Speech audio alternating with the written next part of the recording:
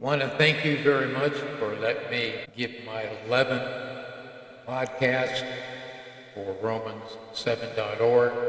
And this is under Jesus Social Hour.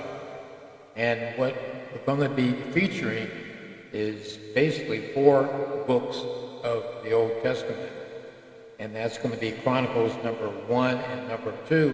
It's just a summary of Kings 1 and Kings 2 without the personal dialogue of how David thought or how Solomon thought. And the 15th and 16th book of the Old Testament is the book of Elijah and the book of Nehemiah. And basically they both encompass the return of the Jewish nation from exile to Babylonia, with exile for over 70 years.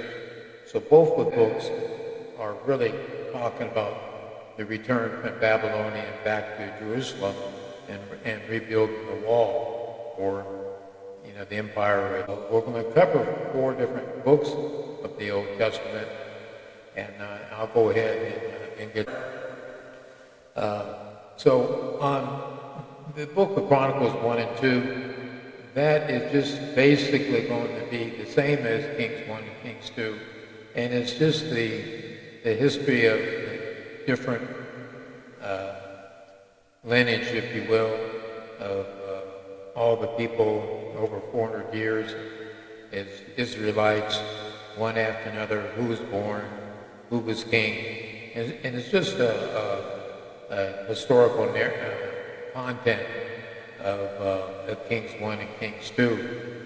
So I won't really get into that so much. And so we'll dig into the book of Ezra, Elijah. It sounds not correct, but he was a prophet of God, definitely a scribe who brought the law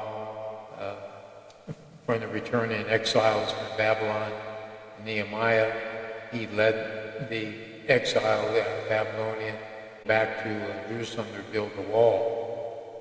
So we'll go ahead and get started about rebuilding the Jewish nation.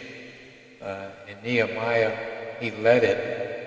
And the historical narrative is that Nehemiah had permission from Cyrus the Great in about 538 BC to complete the temple in Jerusalem, to rebuild the wall.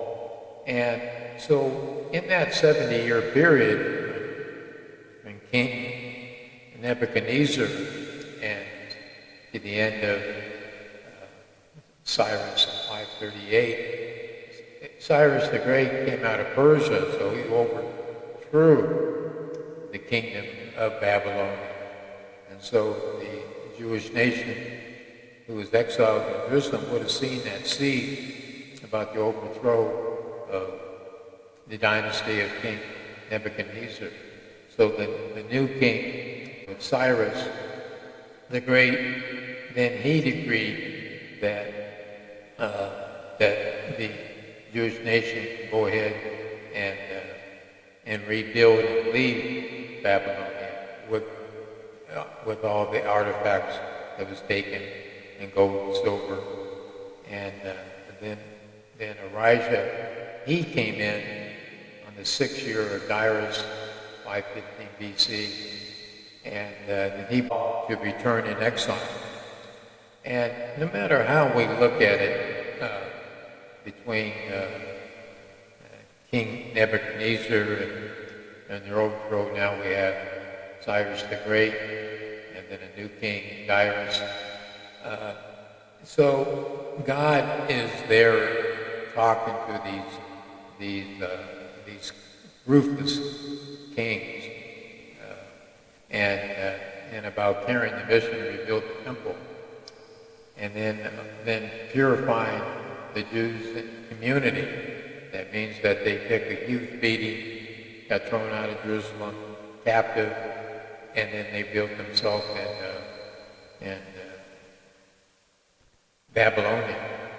And so we see that God was bringing his people back to the holy city, and then the first endeavor is to rebuild the wall. Then as we rebuild the wall, Nehemiah, or coming in, then there's a lot of opposition because on the captivity for 70 years in Babylonia, when all the Jews were dragged out there in chains, who stayed rebuilding the area. And then naturally, they don't like 45,000 Jews returning to Jerusalem, attacking their commerce ability in their homes that they built. Then they knew that eventually they'll overrun the area, whatever power they had or whatever economics they had when they got. So they complained to Axis, another king in Persia, Babylon area, to basically give an order to cease and desist and to quit building the wall. And then that letter was issued on Nehemiah, and then they were told to quit building. So that story in the book of Ezra or the book of Nehemiah, then we have probably 20, 30 years where the wall is stopped. And then it's rebuilt again from another type king.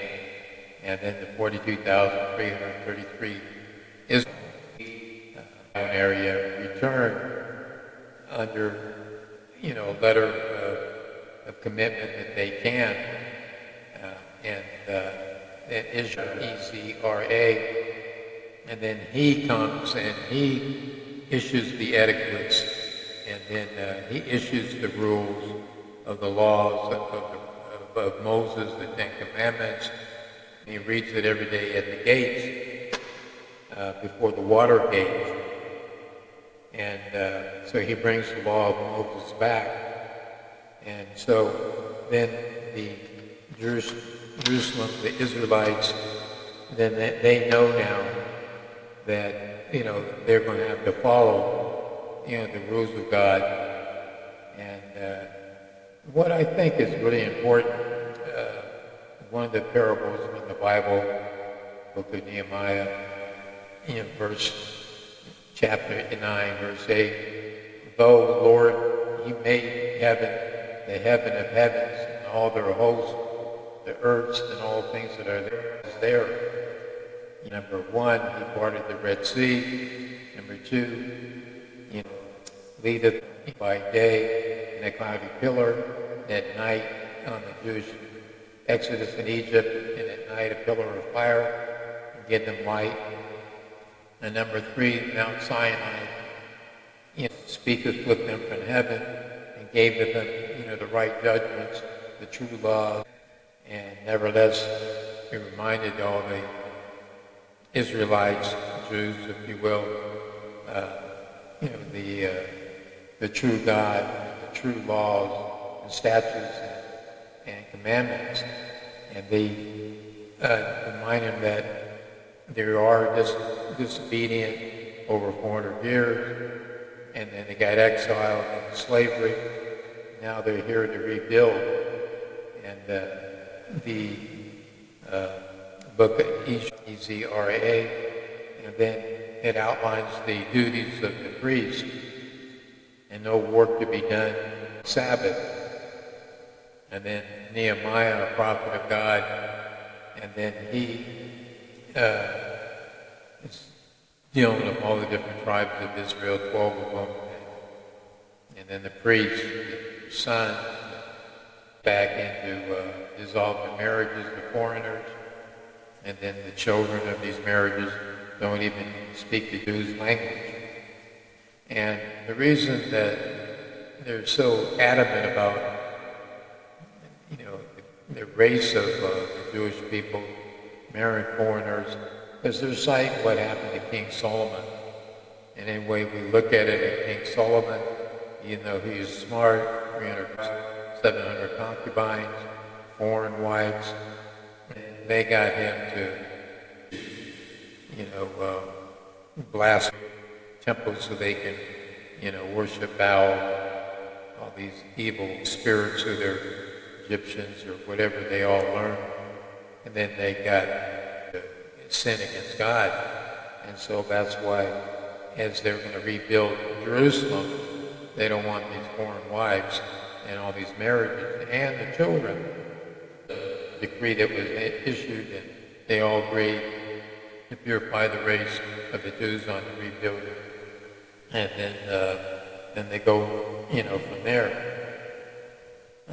So that is what is really kind of interesting, looking at the 4 different books of the Bible in the Old Testament, how they're a lineage over 400 years, and what we're trying to do is prove the bloodline of David to Jesus. We're pretty well at, and as we look at all this, I'm convinced that it's laying out the proof of who Jesus is, and he's descended, and he's just not some starry-eyed Messiah.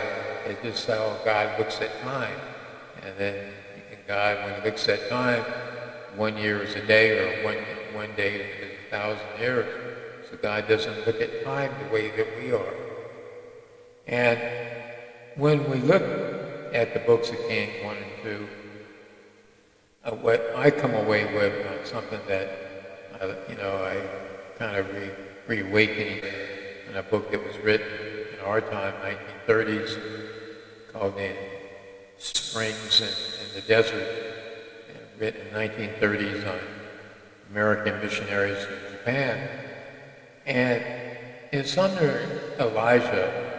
Anyway, we look at it, he's the prophet of God, he's the minister of God, and in Kings 1 verses 17, it talks about Elijah and how he stayed in the desert for a couple of years, and even though there's no food, no water, God, in that time frame, has the ravens flying in and giving him daily bread, and then water from a brook called Shrinam, CH, and the water flows out of the rock into a stream, and during a drought, and they had a drought over 2 years in the area, and this area is basically Jordan, east of Jordan, because of King Elijah and the sin queen Jezebel. And why I think that is so important is that here in the desert, and he waits in the drought area, and he waits on perfect timing of God.